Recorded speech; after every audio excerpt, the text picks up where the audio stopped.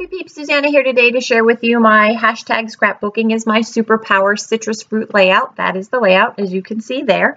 I have a mixed media background. I am using some acrylic paint, and then I'm mixing in some yellow. I'm sure somewhere in my stash I have yellow acrylic paint, but I didn't want to go digging for it. So the easiest way to get what I wanted was to just mix up the paint. And so I used a old credit card. It's actually an old shopping card that a store we no longer go to, and just use that to layer the acrylic paint on as a background. My intent was not to end up covering up much of this, but you will see that this ends up being the right hand side of the page, and I do end up turning it 90 degrees and covering up the left hand side of the page. So my random element was citrus fruit, so I actually use actual lemons from the Dear Lizzie Stargazer collection, and then my title is Making Lemonade Out of Lemons.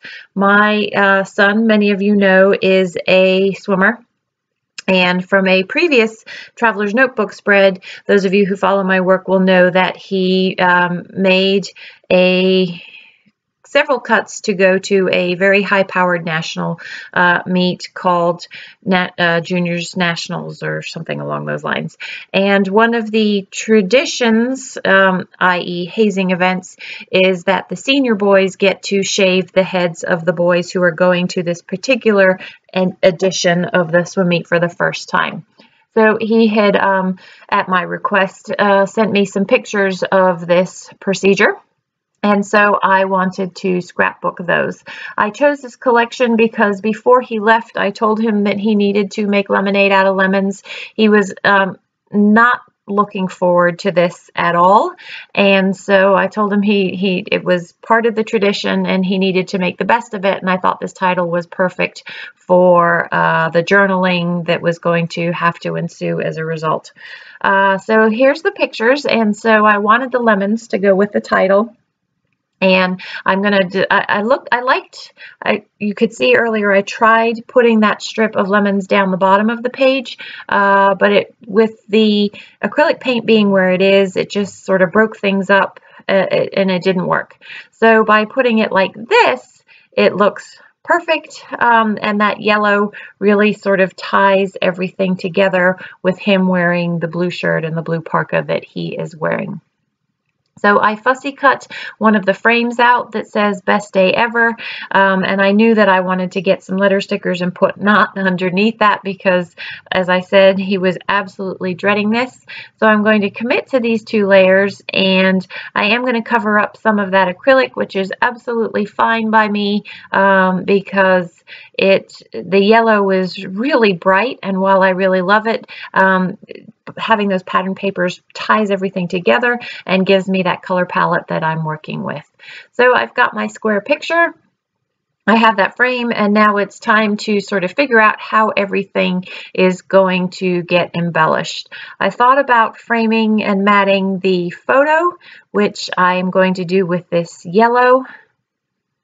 But first I'm going to just put some tissue paper. It just needed something a little bit more grounding. And as always, the date is written on the back of my picture, and I need to write it on the back of the layout because once that picture is stuck down, I always forget what the date is. And it's easy enough because I edit my photos at home to go back into my photo collection and find the date, but if I'm not sure when the picture was taken year-wise, it's sometimes easier to just have it on the back of the layout, so that's why I do that.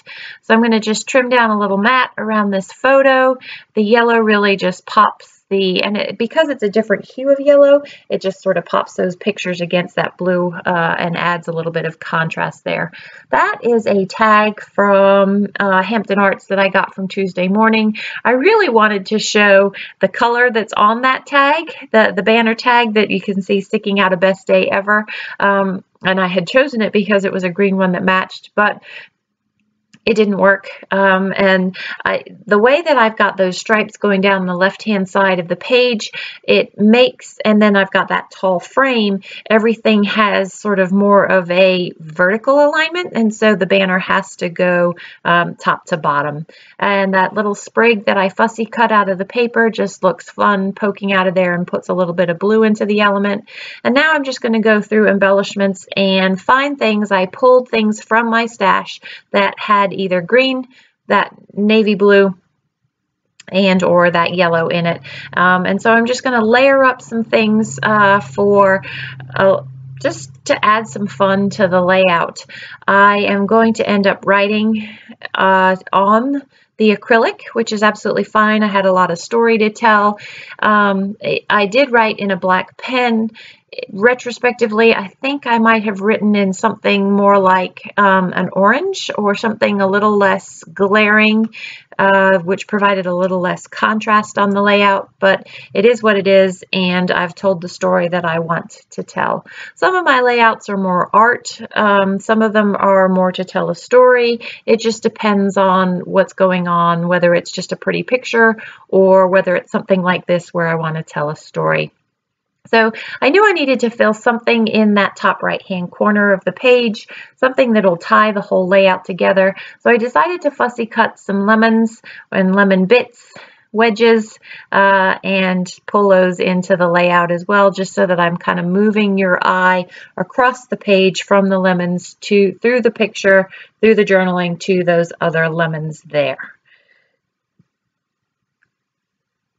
And from there, you can see the knot, my favorite jelly bean stickers that I used there, and my tweezers to just sort of stick them down a little bit more.